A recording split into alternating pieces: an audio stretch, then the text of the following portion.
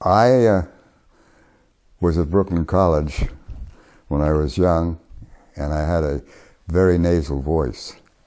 I talked right through my nose, and two college professors told me to talk deeper. So I went from the nasal voice to all the way down here, and they told me that is the voice I should use. I used that voice, and unfortunately I wound up with a hoarse voice, went to see 12 MDs, and one MD told me he thought I was dying of cancer.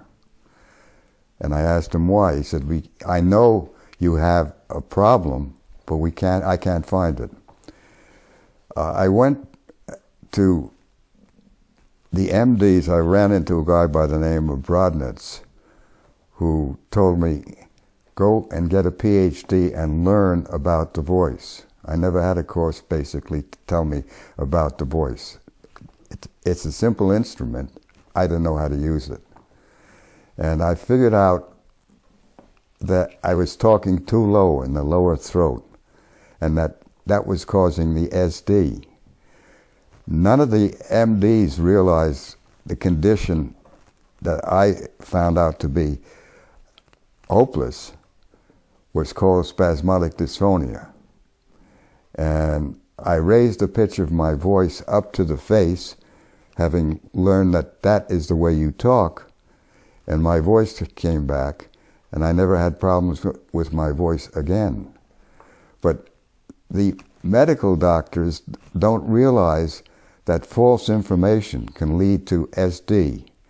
If you're talking in the lower throat, you have a good chance of winding up with SD eventually. I was on the faculty and staff of UCLA Medical Center, head and neck division for 8 years. At the time I was on the medical faculty, I didn't have a single cure of spasmodic dysphonia. One day a young lady in 1968 showed up, and she couldn't talk. She had to talk, strangled voice, hopeless. Nobody reports a cure of this condition.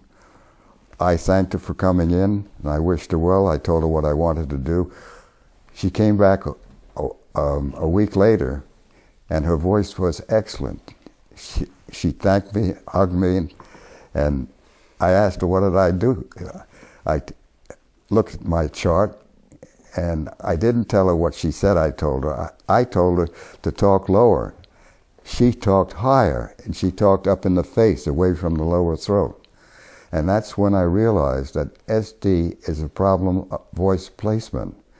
It's amazing how simple the whole concept is of putting the voice up in the face and not in the lower throat. And I have testimonials of many, many cases of patients with SD from the best medical centers in the country that indicate that SD, according to them, is incurable. I'm the only doctor in the world reporting cures of spasmodic dysphonia documented.